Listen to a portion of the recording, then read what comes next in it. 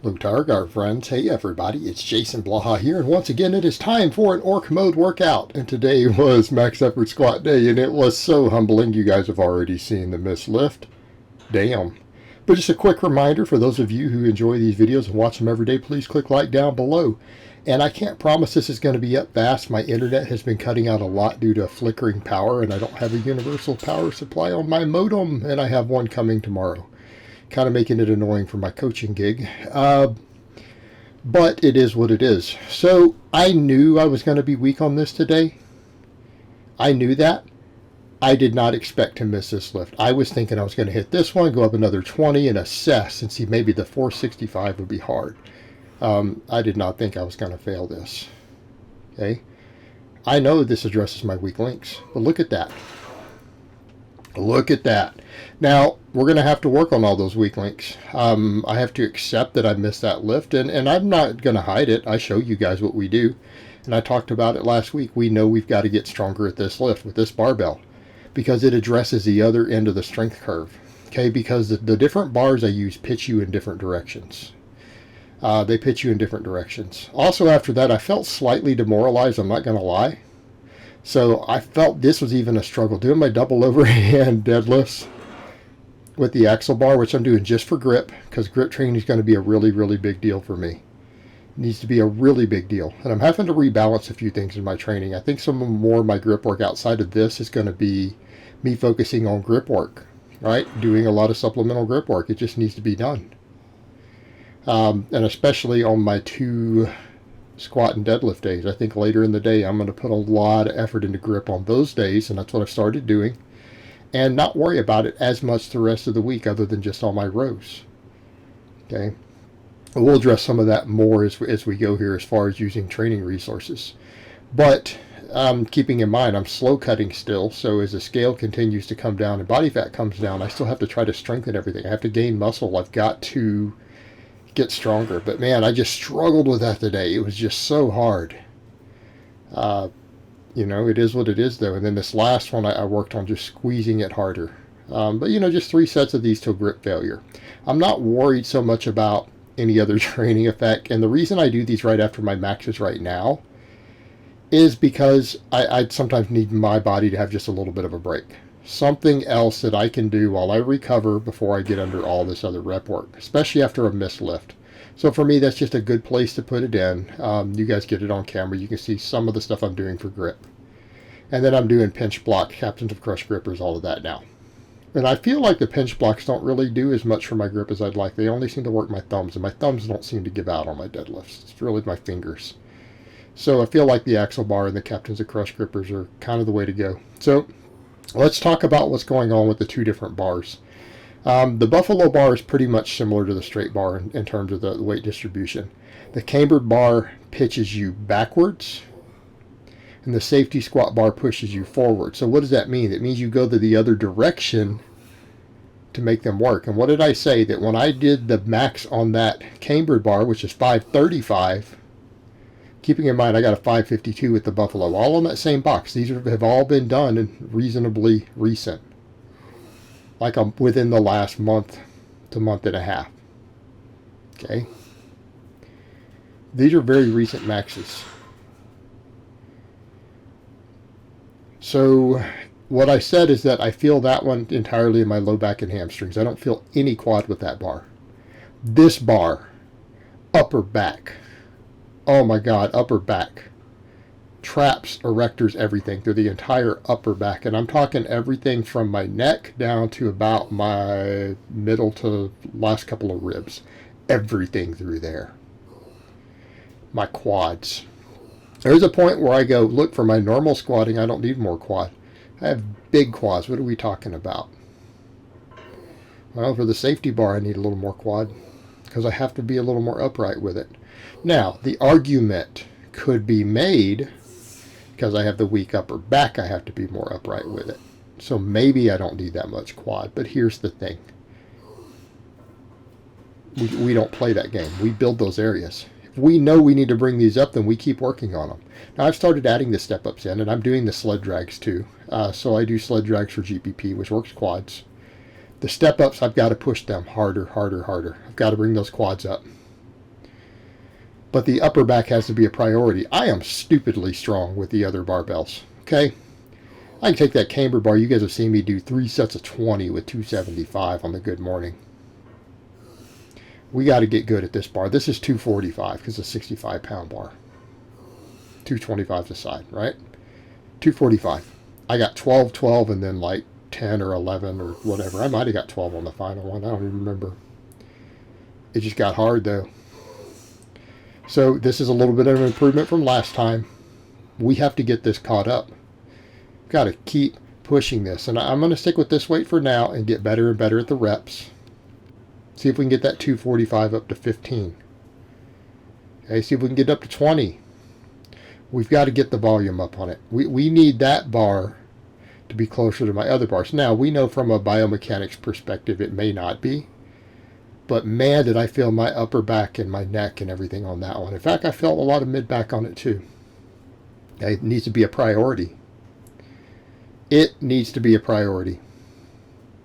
So we know low back and hamstrings matter for the other bar. We know upper back and quads matter for this bar. We've got to work these areas, and I've got to work them really, really hard. This bar is lagging the most. So it has the most potential to improve my squat. And why does it matter? Because they represent the two different directions I could be pulled on a squat. If you get strong at both, you're going to be real strong in the middle. Does that make sense to people? Right? Just like I've said, I've got to get strong. I'm strong on conventional deadlifts. My sumo's gotten really weak. My sumo's always been weaker, but it was okay the end of last year. It's not now. But I know there are things I need to do with it. So we're going to start working more with the sumo. Going to rotate them through speed pulls. Same thing with the safety squats. I need to be doing it for speed work. I need to be doing the T-spine work. And I think what I'm going to do is find a way to rotate that in the cambered bar for speed work. Back and forth. And then rotate bands and chains back and forth. Now, I can't do bands with the cambered bar. It's too problematic. Unless I figure out something different with the setup. And I might be able to. So I'll rotate those. Going to rotate sumo and conventional for the speed pulls. We have to get these things caught up. I have weaknesses, guys. What am I weakest at? That safety bar. I'm weaker at sumo. I'm weak at really wide grip pressing. Okay? We have to address those weaknesses. And if I address those weaknesses, I'll get stronger overall. My lifts will go up. But we have to address them with the supplemental work, because this tells us where our true weak links are, guys. When we use these different bars that put us in these different angles, we find out where we are really weak. And it's worse than I thought it was with the upper back. Okay? So we're going to address all of it. And that means my lower body days need to be lower body days. My upper body gets enough work other than the T-spine. I'm doing so many rows at this point, I don't need that many rows. If I just need the extra rear delt work for shoulder, I can do more band pull-aparts. That's fine. And I've come to realize even these days, I need to take that same sort of slot, and that needs to be done working my thoracic spine. Okay? I need to spend that same slot working my thoracic spine, not worry about more rowing. We get plenty of rowing, guys. Every upper body day gets 5 sets of rows and then 5 sets of upright rows. It's like I'm going to start doing more band press downs in between. I can start doing more band pull aparts if I need my rear delts to keep getting stronger. Right, to help with that part of my back. For the bench stability and everything, we can do that. But I've got to work that T-spine here, guys. And we know that that'll help my deadlifting too.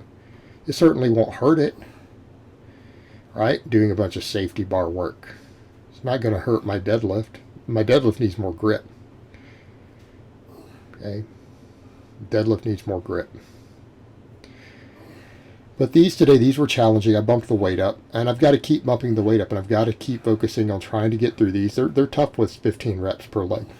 And someone had asked me, why do you alternate legs so that I can get more workout, intraset workload. All right? Because I'm doing really high reps already. It's already really fatiguing. I'm not worried about, if I just did them one leg at a time, we get more metabolic fatigue and less total reps. I'm not even worried about that. Let's just get some workload in. I need to get workload on the quads. And I don't mind them getting a rep in between. Like if we max out on something, we're only going to do 1 rep anyways.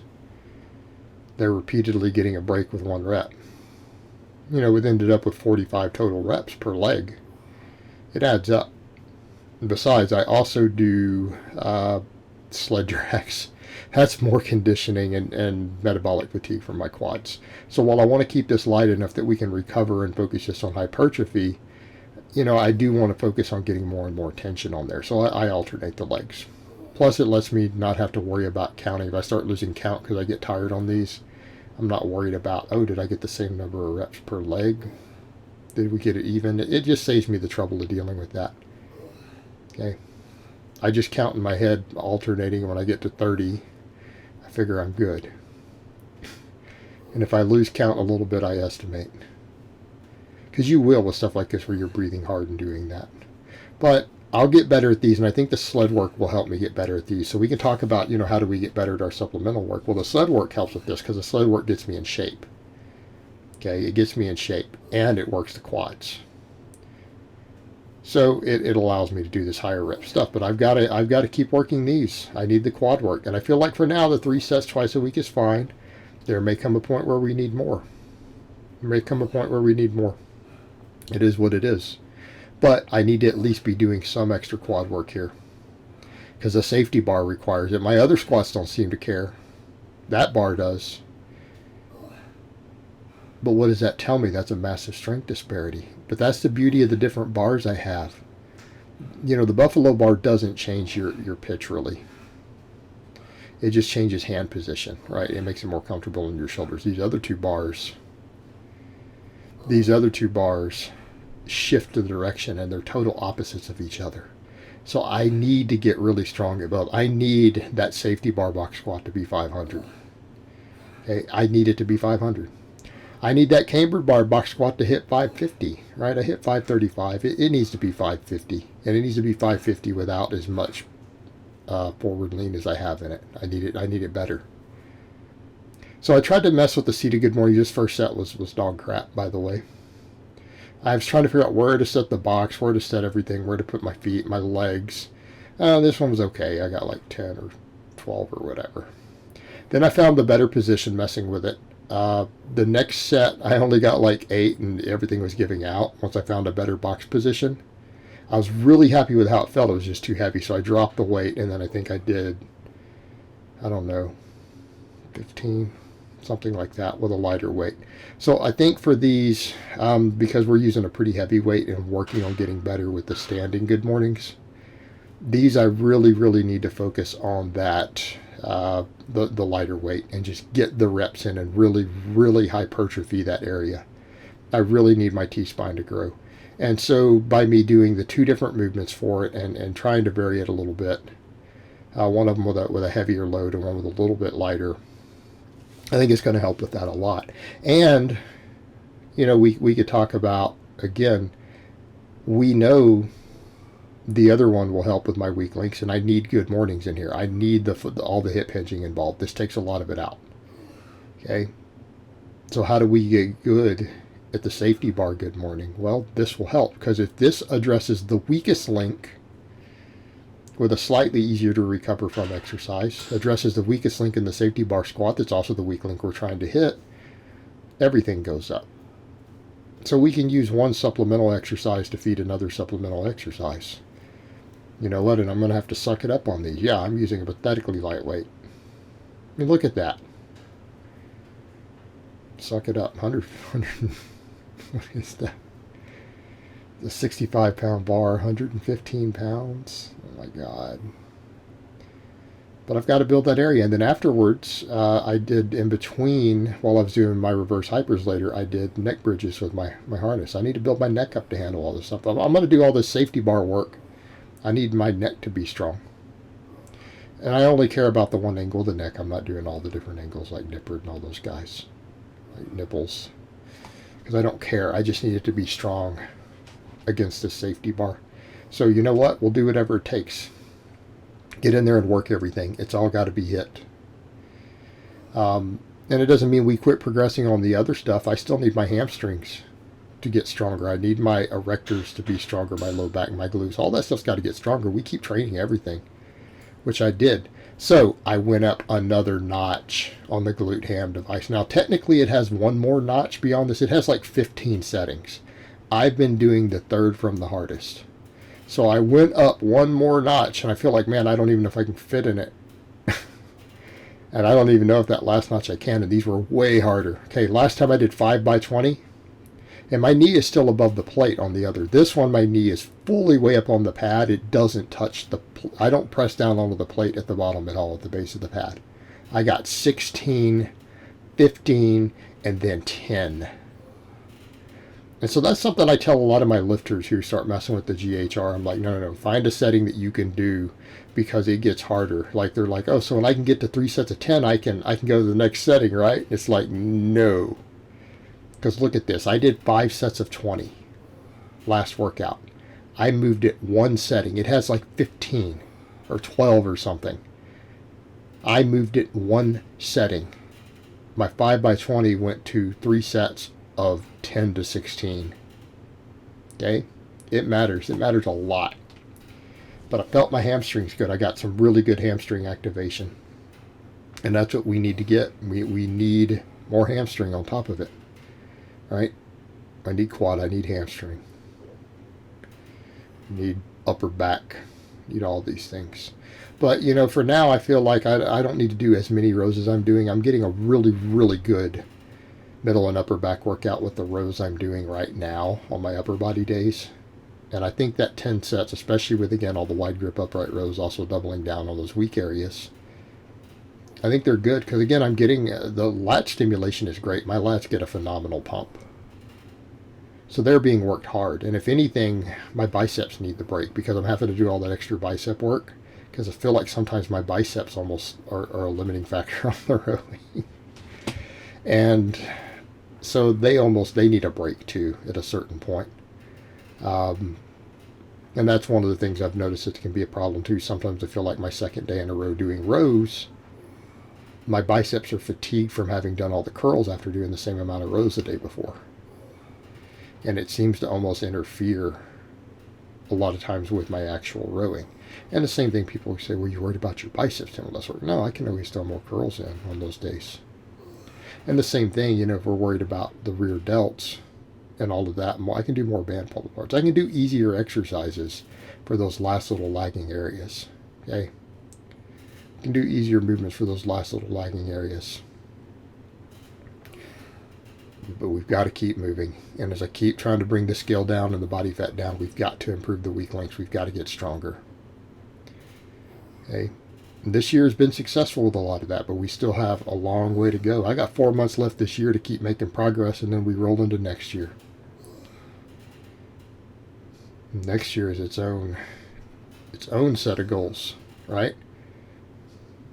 This one is just to keep building up all those weak links, get stronger, get leaner, try to gain some muscle. Next year, we're going to have to take a lot of this stuff up to the next level. Okay, you know, I get a lot of people who are like, I get a lot of haters, and there are people who want to talk crap. And that's okay. It's fine. People are going to do that. I just ban them. I don't care. But even clients and other people who are friends are like, man, I mean, you've done phenomenal. I'm like, yeah, but guys, I got a long way to go. And we just have to keep being injury-free. Got to keep shoring up those weak links. And that's also a part of staying injury-free, guys. Weak links get you hurt. And if we keep rotating everything and training the weakest links and putting the focus there, and then finding the new weak links and putting the focus there, we can avoid injuries. We can avoid muscle imbalances. We keep getting stronger. We avoid the overuse injuries.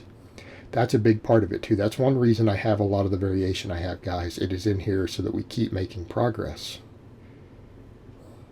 No, I am not done. I'm going to be at a lighter body weight.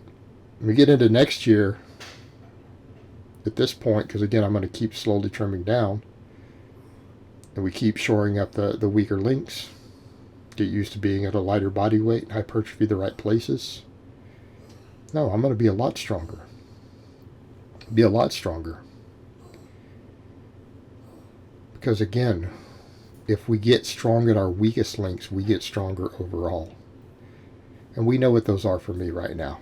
What am I weakest at? Sumo pulls, wide grip benching. safety bar squats. So I need to get really strong at them. It doesn't mean we neglect the other stuff. It just means that they need a much higher priority because they're humbling.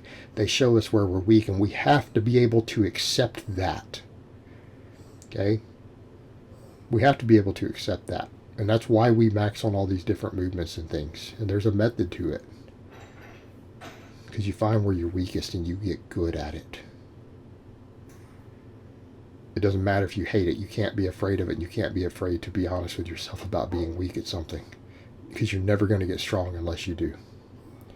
Alright guys, but that's really all I have to say on that today. I hope it's been informative. And I will talk to you guys next time.